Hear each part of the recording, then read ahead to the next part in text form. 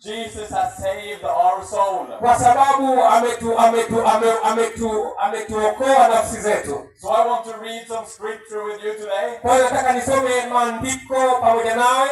And it's about how Jesus can enter into a person's life. Ni juu ya namna Yesu anavyoingia kwenye maisha ya mtu. But we also have to respond to Jesus. Lakini pia inabidi tuitike kumwitikia Yesu. So we will begin in the Gospel of Luke.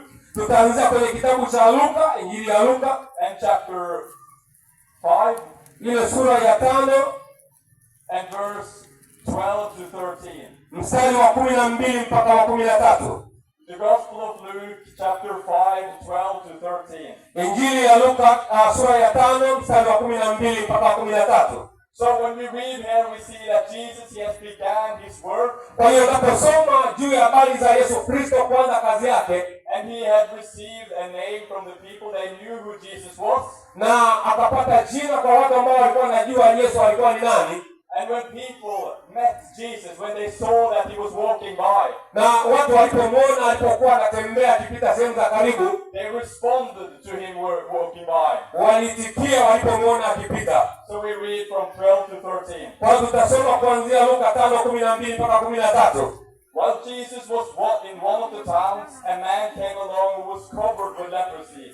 When he saw Jesus, he fell with his face to the ground and begged him, "Lord, if you are willing, you can make me clean."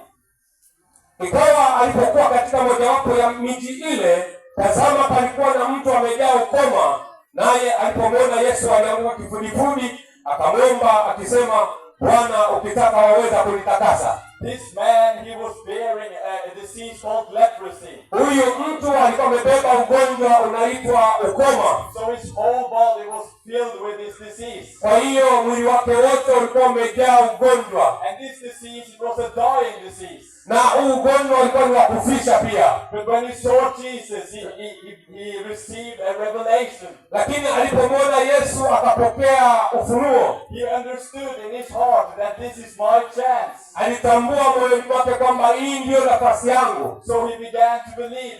He had a moment of faith to Jesus. Kwa hiyo akaanza kuamini, akajipa nguvu juu ya imani ya kumwamini Yesu. And we see that when this man, he saw Jesus as who he is. Na tunamwona huyu mtu alipomwona Yesu akatambua yeye ni nani. He didn't see an ordinary man. Hakumwona kama ni mtu wa kawaida tu. He didn't see a person like anyone else. Hakumwona kama mtu mwingine yeyote. When he saw Jesus, he saw the holy Lamb of God.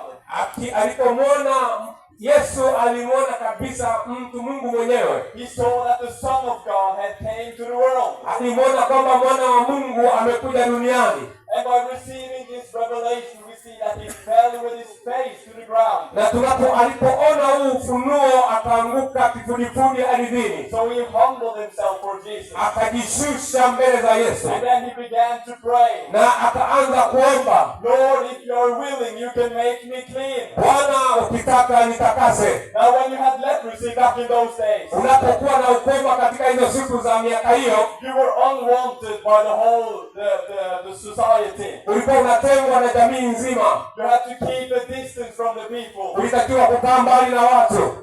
But Jesus, he responded to this prayer. Lakini Yesu alijibu maombi yake. Because you have to know that Jesus, he wants you. Kwa sababu inabidi ujue kwamba Yesu anakuhitaji. Even if you feel that you are covered in sin and in diseases. Hata kama unaona kwamba uko kwenye magonjwa na dhambi, Jesus will always respond to your prayer. Yesu daima atapokea maombi yako. So we read what Jesus did to this man. Na sikiliza kile ambacho Yesu alimwambia huyu mtu. Jesus reached out his hand and touched the man. Yes. "I am willing," he said. "Be clean." Yes. Immediately the leprosy left him. Naye Yesu akaunyosha mkono wake akamgusa akisema, "Nataka takasika." Na mara ukoma wake ukamwondoka. So you are not unwanted by Jesus. Kwa hiyo wewe sio peke yako unayehitaji, ambaye Yesu anakuhitaji. Jesus loves you very much. Yesu anakupenda sana. And you might have feel that you have distanced yourself from the people. Inawezekana umetengwa na watu, wamekuweka mbali. You may feel that you have to walk this way of life alone. Inawezekana unafikiri inabidi utembee njia hiyo ya maisha peke yako. But if you give a prayer to Jesus today, lakini lakini ukimpa maombi yako hayo Yesu Kristo, come close to your life. atakukaribia kwenye maisha yako And he will reach out his hand. na